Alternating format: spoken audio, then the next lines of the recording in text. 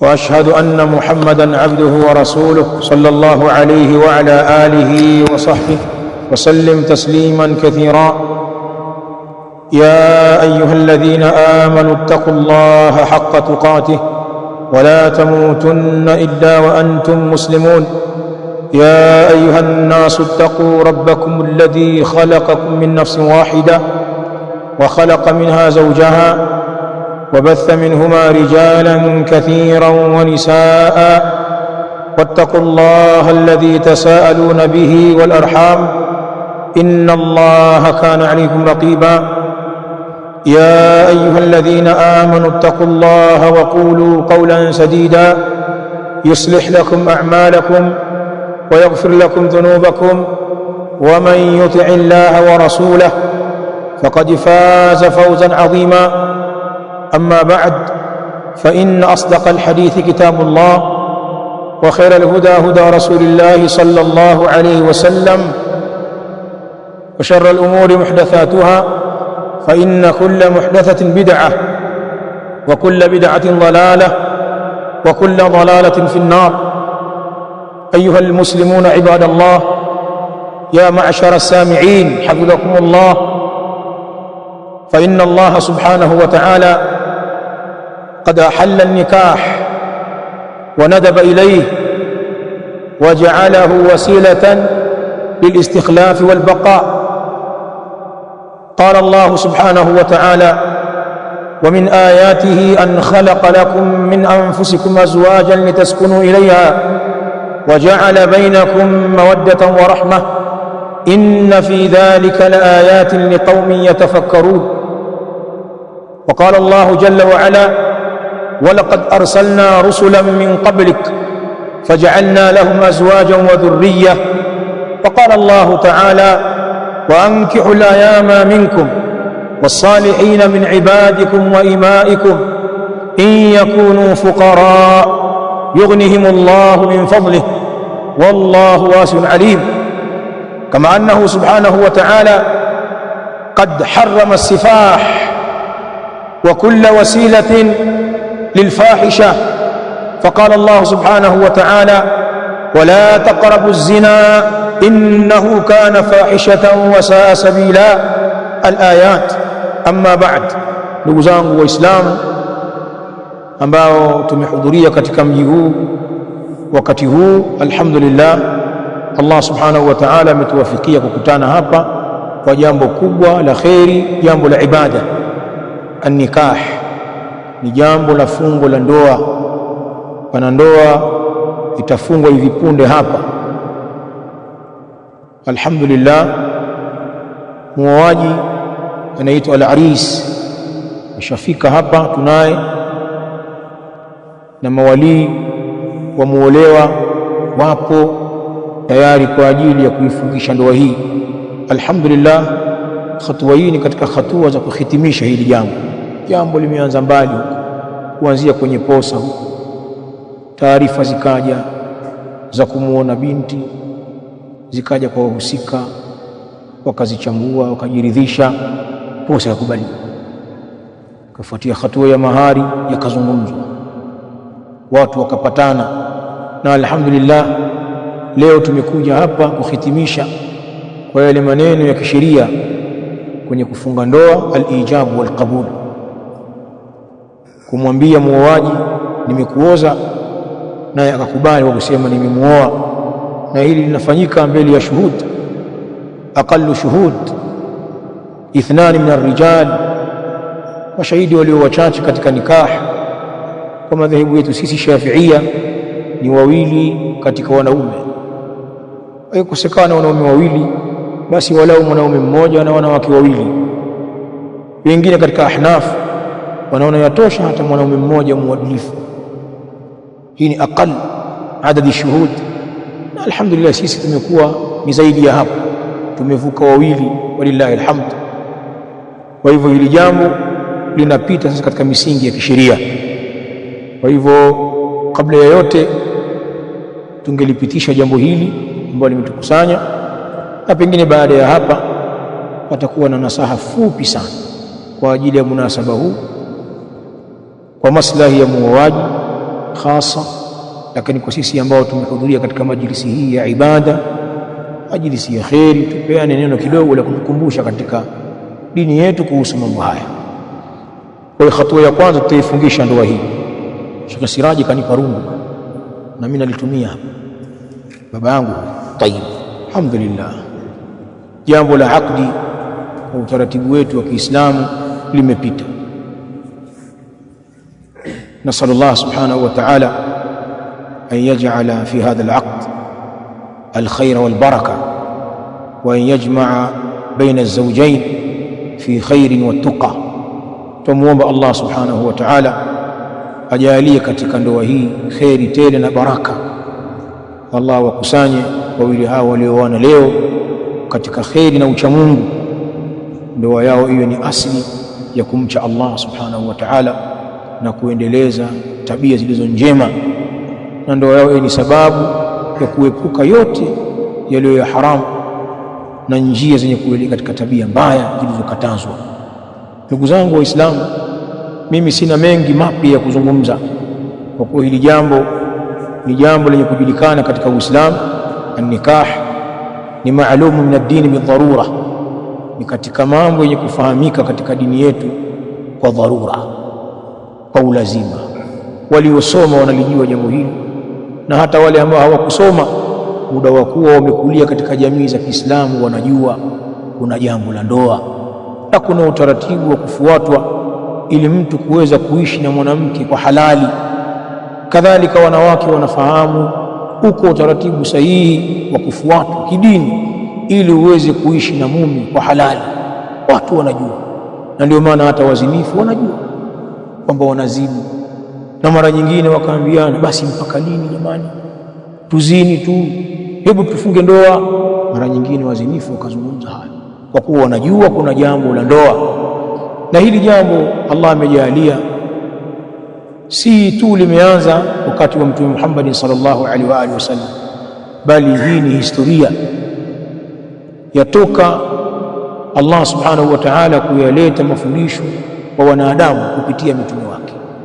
An-nikahu min sunanil anbiya'i wal mursalin, tunaelezwa na wanawazuoni kwamba ndoa ni miongoni mwa sunna za manabii na mitume mbalimbali, walikuwa na utaratibu huu. Na ndio maana al-Imam al-Alim Abu al-Fida Ismail ibn Kathir rahimahullahu ta'ala kwenye tafsiri yake tafsir al-Quran al-Azim, kadhalika al-Imam al-Baghawi rahimahullahu ta'ala katika Maalim at-Tanzil wameeleza kwamba al-Yahudu la'natullahi alayhim walimtia aibu Mtume sallallahu alaihi wa alihi wasallam, wakawa wanamkejeli eti kwa sababu Mtume sallallahu alaihi wa alihi wasallam anaoa, tena anaoa wake wengi. Wakawa wanasema, mali hadha ar-rasul laysa lahu hammun illa fi nisa, ana nini huyu mtume?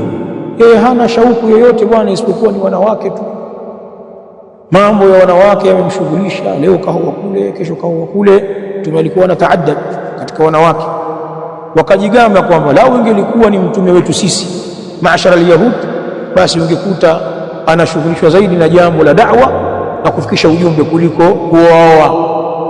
Allah subhanahu wa ta'ala akateremsha Qur'an akiwakadhibisha mayahudi hao kwamba wanachokizungumza si haki, ni maneno ya uongo na ni maneno ya ijram, maneno yenye uovu. Bali Allah akathibitisha kwamba jambo la kuoa ni jambo kongwe. Qala Allah ta'ala, walaqad arsalna rusulan min qablik faj'alna lahum azwajan wa dhurriyya, kwa hakika tuliwapeleka mitume wengine kabla yako Muhammad, tuliwatuma manabii wamekutangulia, na tuliwapa manabii hao wake na vizazi, walioa bali wakapata na watoto. Kwa hivyo hakuna maajabu yoyote leo Muhammad ukawa unaoa, na wala si jambo la kutia aibu mpaka hao Mayahudi wazungumze kama vile wanakubeza. Hilo ni jambo la sunna ya manabii hata waliokutangulia. Kwa hivyo mnaona kupitia aya hii na faida hii ya maulama wetu kwamba jambo la nikah ni katika sunna za manabii. Bali ndugu zangu Waislamu, nimesoma baadhi ya ayati hapa, hili jambo limehimizwa na Uislamu. Allah amewazungumzisha mawalii, wale ambao wanamiliki watu chini yao, ima wakawa ni wanaume au wanawake. Ikawa hawa wanaume wanahitaji kuoa, wanawake watakiwa waolewe, washafikia wakati, mawalii wameambiwa waozeshe watu haraka. Bali hata kama wale ambao wanawamiliki ni watumwa na ni vijakazi, wafanye bidii katika hilo, kwa sababu hili jambo lina kheri. Allah anasema wa ankihul ayama minkum, na waozesheni enyi mawalii wale wajane miongoni mwenu, enyi watu huru. Ikiwa pana watu katika wanaume na wanawake wasio na wenza, basi waozesheni.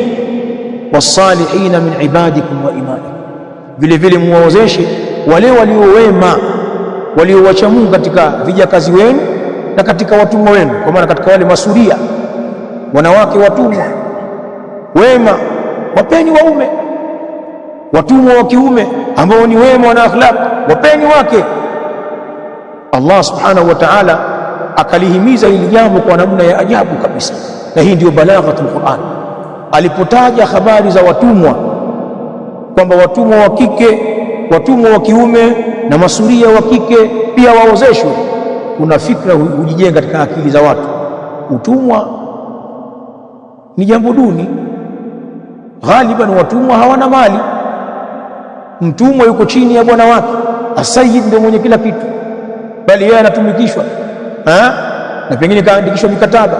Kikawaida watumwa hawana kitu. Kwa hivyo pana dhana zinaweza zikaingia hapo, sasa hata watumwa, basi watumwa wenyewe hawana kitu, hana mbele hana nyuma. Allah subhanahu wa ta'ala kwa umuhimu wa jambo hili akasema in yakunu fuqara, ikiwa watakuwa hawa ni mafakiri, ni mamoja hawa watu waungwana au wakawa ni watumwa. Ikiwa watakuwa ni mafakiri, hawana kitu, msiogope ndoa, msiogope kuoa kwa sababu ya ufakiri, wala msiogope kuwaozesha kwa sababu watu hawana kitu, hawana kazi za maana, danganjaa tu wanaungaunga. Msiogope. In yakunu fuqara yughnihimullahu min fadli, ikiwa ni mafakiri hao wenye kuoa au kuolewa, Allah atawatajirisha kwa fadhila zake. Allah ana fadhila, wallahu wasi'un alim. Na Allah subhanahu wa ta'ala ni mkunjufu wa fadhila, ni mjuzi wa kuzijua hali za waja wake. Anamjua asiye nacho na anamjua mwenye nacho, na anajua namna gani atawaruzuku waja wake. Angalia namna Qur'ani ilivyolielezea jambo hili. Mawaidha haya ni mawaidha yetu sisi ambao ni mawalii. Tunao watu chini yetu, wanaume na wanawake, tulipupie kwao jambo la ndoa. Tusingojee mpaka madhara yatokee, tusiwasubirishe watu tukaacha kuwaozesha bila ya sababu za msingi, kwa kuwa hii ni dhima. Lakini pia aya hizi zimetulenga sisi ambao ni Waislamu, hatujaoa wala kuolewa. Tufanye bidii ya kutafuta wake tuoe, na hili jambo linapata nguvu na linakuwa ni jambo la dharura sana, na linakokotezwa sana katika zama za fitna, kama kipindi hichi ambacho tuko nacho ni kipindi cha fitna. Sasa hivi mambo ya fahisha yamekuwa rahisi, uchafu wa zinaa na yale yote ambayo yanafungamana na zinaa, liwapi, ni mambo yamekuwa mepesi. Wanawake wa leo wako wamejiachia, zinaa imekuwa ni biashara rahisi, kwa bei chee tu unampata mwanamke wewe mwenyewe unavyotaka. Unataka short time, unataka kwa siku 2, kwa siku 5, kwa wiki, tele wanawake wa kila aina. Hivyo hivyo kwa upande wa wanaume, watu wamekosa akhlaq, watu wamekosa imani. Hichi ni kipindi kigumu tunaishi. Haya mambo haya ya kuoana yatakiwa yarahisishwe zaidi, jambo la halali liwe nyepesi zaidi kuliko haramu, kwa kuwa haramu imekuwa nyepesi. Kwa nini halali inakuwa ngumu? Na hapa ndipo Uislamu unaposema. Utashangaa leo jambo la halali linakuwa vikwazo. Anakuja mtu Muislamu ametuma watu wa heshima, kamuona binti yako au mdogo wako au shangazi yako au jamaa yako yote katika wanawake, kaja kuposa, hata yakiwa vikwazo huyo. Wewe ni nani? Unatoka wapi? Nyinyi ni watu wako gani? Hatujui kazi yako. Una kazi gani? Binti yuko huku, mwache afanye kazi kwanza. Ndio kwanza juzi kamaliza masomo, angalau afanye kazi tuone matunda yake. Yani hoja za hovyo, watu wananyimwa wake au wanacheleweshwa, wakati makasino huko hayana ugumu. Mimi wanapenda kuwaambia msikii matangazo ya makasino huko, watu wanatangaziwa kwaende kwenye madisko na kwenye klabu za pombe na panaambiwa wanawake ni bure kuingia. Madijei wanatangaza huko, klabu fulani jamaa wanawake bure, ukienda hapo unajiokotea tu bia yako au soda yako. Kwa nini watu waovu wanarahisisha uovu? Sisi Waislamu watu wa haki tunafanya ugumu jambo la kiibada.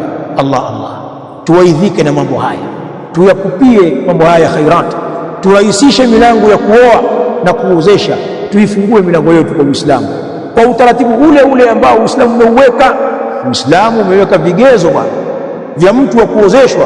Qala an-nabiy sallallahu alaihi wa alihi wasallam, idha atakum man tardawna dinahu wa khuluquhu fazawijuhu, pindi akiwajieni akabisha hodi katika majumba yenu yule ambaye mnairidhia dini yake ni Muislamu na mnaridhia tabia yake, ana tabia njema, watu wanamsema vizuri, fazawijuhu, tunasema haraka muozesheni. Illa tafalu takun fitnatun fil ard wa fasadun arid, msipofanya hivi mkamzungusha mkamwekea viuzibe hapo, hoja za hovyo, mkamnyima mke au mkamcheleweshea, utatokea ufisadi na fitna, itatokea fitna na ufisadi mkubwa kwenye ardhi.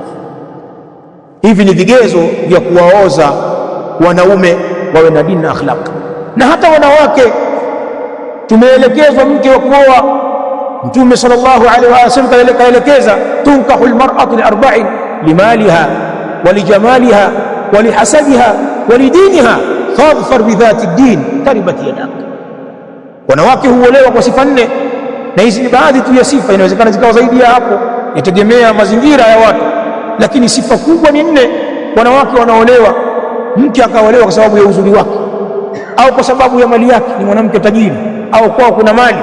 Mke anaolewa kwa sababu ya ukoo wake, ni mtu ana familia kubwa, ukoo ambao una heshima.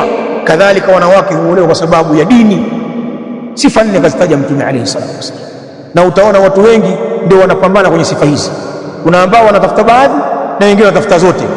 Wanawake wazuri ndio wenye kutafuta, wanawake wenye mali ndio wenye soko kubwa hivi sasa, maana wanaume wengi wanapenda kitonga. Kwa hivyo wanawake wenye vipato, wana kazi au kwao kuna chochote, utaona watolewa macho. Hata akiachwa ndoa 10 utaona watu wanajitokeza, kaachwa kaolewa. Nini? Ana chochote. Wewe unaenda pale na mfuko wako tu wa rambo, utahudumiwa na siku na achana unatoka na mfuko wako. Wanawake hao utafutwa. Kadhalika wanawake huolewa kwa sababu ya koo zao. Watu wanaangalia koo, familia kubwa, familia ya viongozi, familia ya wasomi, watu wa mji bwana, mabon town hawa, nikioa pale na mimi pia nitahifadhika kupitia mashemeji zangu wakwe. Watu wanatafuta mambo kama hayo. Lakini pia kuna wengine huoa wanawake kwa sababu ya dini. Ni mwanamke mutadayina, afifatun taqiya, mwanamke ana dini, amejichunga, mcha Mungu, mtu wa ibada. Wako watu wanatafuta wake hao. Mtume sallallahu alaihi wa alihi wasallam akatoa maelekezo, na haya ni maelekezo ya msingi, kwa kuwa hakuyatoa kwa utashi. Fadhfar bidhati din, tumeyasema chagua. Ushauri wake alayhi salatu wasallam, mchague mwanamke mwenye dini. Haya mengine yote ni ziada. Taribat yadak, utashika kinono, itashika kinono mikono yako miwili. Baadhi ya wanachuoni wamesema hivyo, kwa maana mkono wako utashika chenye thamani. Wengine wakasema taribat yadak, ukimkosa mwanamke mwenye dini itagusa mchanga mikono yako miwili, kwa kuwa utakuwa umekula patupu. Hata kama ana sifa zote lakini hana dini, wewe utakuwa umepotea. Na angalia watu ambao wameoa wanawake wasiokuwa na dini. Nyinyi ni watu wazima, mnajua namna familia zinavyoyumba huku katika malezi, magomvi. Lakini ukiangalia wanawake wengi hawana akhlaq. Mtu hakuchagua aoe mke wa sifa ipi iliyoelekezwa na Mtume sallallahu alaihi wa sallam. Ya kuambiana ni mengi, lakini haya machache yawe ni nasaha kwangu mimi na kwa bwana harusi ambaye leo ni siku yake kubwa. Ametimiza wajibu huu wa kidini kwa utaratibu wa kisheria, kwa huduu tulivu, angalia, bila munkar, hakuna fujo, hakuna maasi ya muziki, hakuna bala lolote, hakuna sufur, huduu. Hakadha Islam, heshima. Tumomba Allah subhanahu wa ta'ala alijalie jambo hili lenye baraka, na ujumbe huu ambao tumeutoa utufae sisi wenyewe na ndugu zangu Waislamu ambao wamehudhuria hapa, lakini zaidi umfae bwana harusi na mkewe ambao wao leo ndio siku yao. Aqulu qawli hadha wa billahi tawfiq wa jazakumullahu khairan wa barakallahu fikum wa sallallahu wa sallama ala nabina Muhammadin wa ala alihi wa ashabil kiram ajma'in. Tuseme wote subhanaka allahumma bihamdik ashhadu an la ilaha illa anta astaghfiruka wa atubu ilaik. Barakallahu fik.